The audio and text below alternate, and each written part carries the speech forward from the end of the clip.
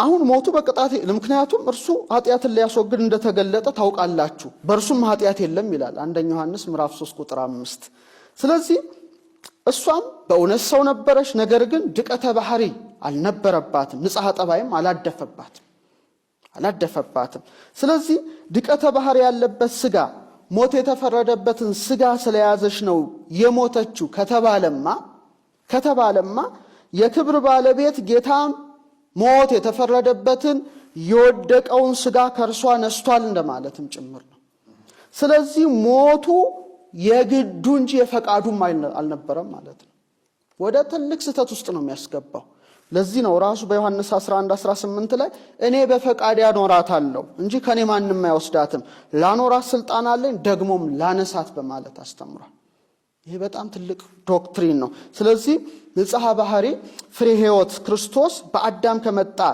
በመጣው ድቀተ ባህሪ ወይም ፍርድ ምክንያት እንዳልሞተ ሕይወት እርሱን የወለደች ደግሞ ማናት ዳግሚት ሔዋን ሁለተኛይቱ ሔዋንም ንጽሐ ጠባይ ያላደፈባት ወላዲተ አምላክ ቅድስት ድንግል ማርያም ሞት በድቀተ ባህሪ ምክንያት አይደለም ምክንያቱም አዳማዊ ኃጢአት እንዳይደርስባት ከማህፀኗ ጀምራ ተጠብቃለች ወእቱኬ ጰራቅሊጦስ ዘአቀባ ለድንግል እምከርሰማ ከመይትጌጊ ለዓለም ለዘላለም እንዳትበድል እግዚአብሔር መንፈስ ቅዱስ ከናቷ ማህፀን ጀምሮ ጠብቋታል ስለዚህ የወደቀ ተፈጥሮን ካልወረሰች የወደቀ ተፈጥሮ ለሞቷ ምክንያት ሊሆን አይችልም በቃ ትልቁ ነገር ያ ነው መርገመ ስጋ መርገመ ነፍስ የለባትም ሲሉ ከመርገሙ መካከል እኮ አንዱ ሞት ነው ስለዚህ በወደቀ ተፈጥሮ ምክንያት ልትሞት አትችልም ምክንያቱም የወደቀ ተፈጥሮን ስላልወረሰች ማለት ነው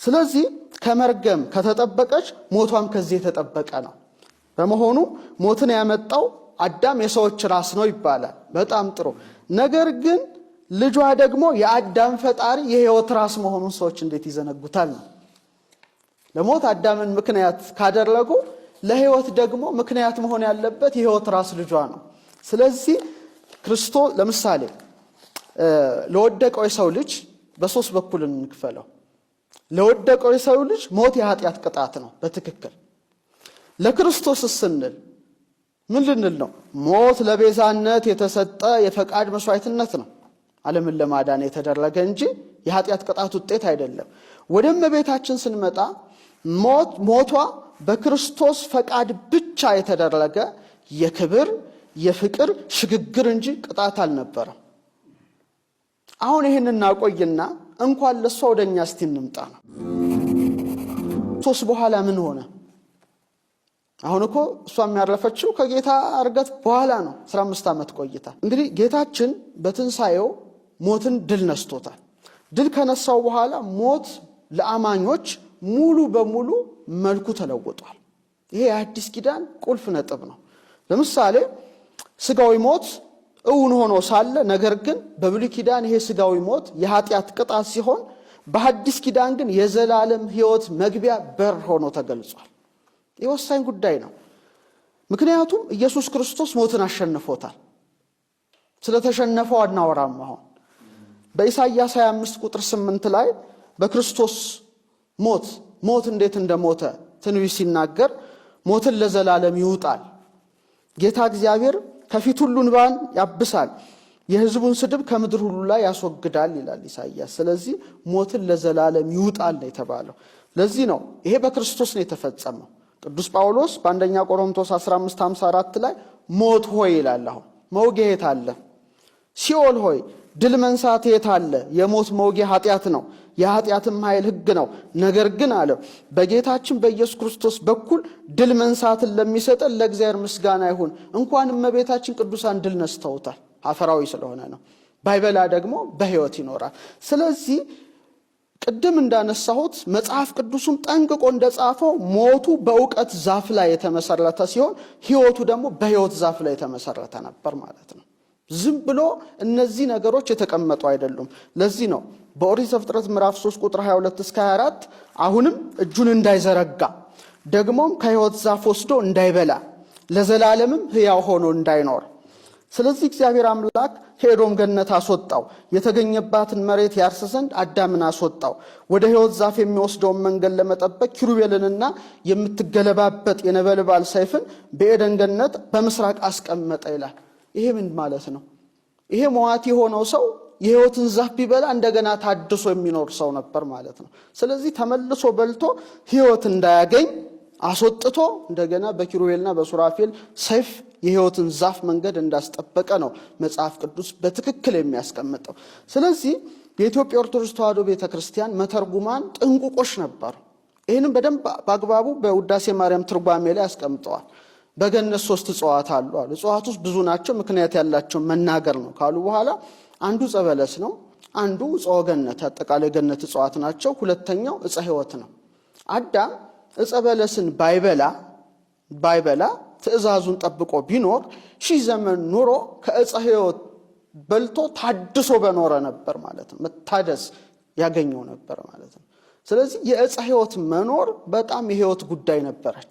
የዕፀ ጥበብ ደግሞ የእውቀት ዛፍ ደግሞ የሞት ምክንያት ነበረች። ስለዚህ ይሄ በጣም ወሳኝ ነው። ስለዚህ ወደ እመቤታችንም ስንመጣ በተለይ ታላቁ ሊቅ ቅዱስ ኤፍሬም ዘበእንቲሃ ተሽረ ዘቀዳሚ መርገም እንታደረ ዲበ ዘመድነ ሔዋን አትበያላትን ዕፀ በለስን በልታ ባደረገችው አመጽ በባህሪያችን ጸንቶ የሚኖር የቀደመ መርገመ ስጋና መርገመ ነፍስ ጠፋልን ያለው። ከዛ በኋላ በሔዋን ምክንያት የገነት ደጅ ተዘጋ።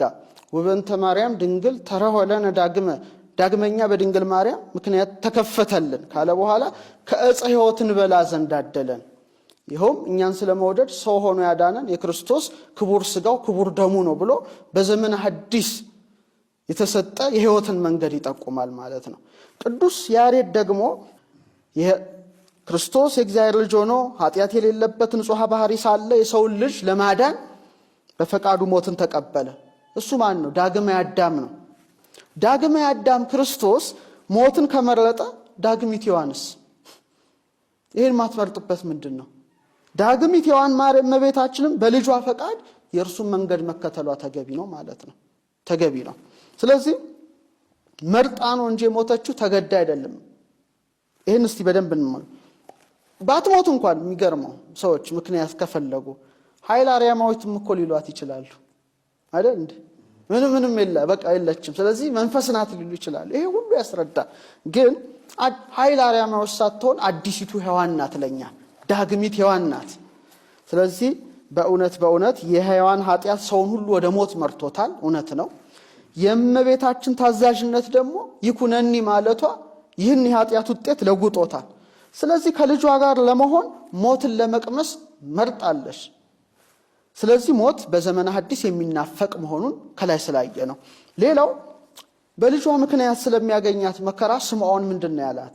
በነፍስሽ ሰይፍ ያልፋል ሉቃስ 2:35 ላይ እንደርሷ ከቤተልሔም ጀምሮ እስከ ቀራንዮ ለ33 ዓመት ከ3 ወር ሱታፊ ያደረገ ማን ነው? ሐዋርያት ናቸው አይደሉም? እነሱ በ3 ዓመት ውስጥ የተጠሩና የመጡ ናቸው። እሷ ግን ከቤተልሔም እስከ ቀራንዮ መከራውን በስደት ቀራንዮ ላይ በማንባት በማልቀስ። ለዚህ ነው ሮሜ 6:5 እንደሷ ሱታፊ ያለ ቅዱስ ጳውሎስ እንኳን አለው ሞቱን በሚመስል ሞት ከእርሱ ጋር ከተባበርን አለኩ እንዴ እንከም አረይነ ህማመን ኤሪ ክብረ ምስሊሁ በመከራ ከመሰል ነው በህመም እንደሷ በህመም የመሰለ ማን አለ? ወላኪስ ይበው ኩናተ ነፋቂ ውስጥ ልብች ስምዖን የተናገረ በትክክል። ስለዚህ በዘመነ ስጋዌ ሙሉ በሙሉ ከልጇ ከክርስቶስ አልተለየችም። እሷም ከልጇ ሞትና ትንሣኤ በኋላ እንደ ልጇ ያለ ሞትን መሞት ተገቢዋ ነው መካፈሏ። በኋላም ደግሞ ሙስና ሲያገኛት ልጇን ስቷታል። ተንስ እግዚኦስ ተረፍትከ አቤቱ ወደ ረፍት ተነስ አንተ ወታቦተ መቅደስከ አንተና የመቅደስ ታቦት ዳዊት በመዝሙር 130 በቅንፍ 132 ቁጥር 5። ስለዚህ ከክርስቶስ ሞት በኋላ በአጠቃላይ ሞት የቅጣት ውጤት ሳይሆን ወደ ክብር ወደ ተሻለ ሕይወት የሚሆን ሽግግር በመሆኗ ለእመቤታችን ሞት ቅጣቷ ሳይሆን ወደ ሰማያዊው ዓለም የመግቢያ ሽልማቷ ደጃፍ ነው የሆነው።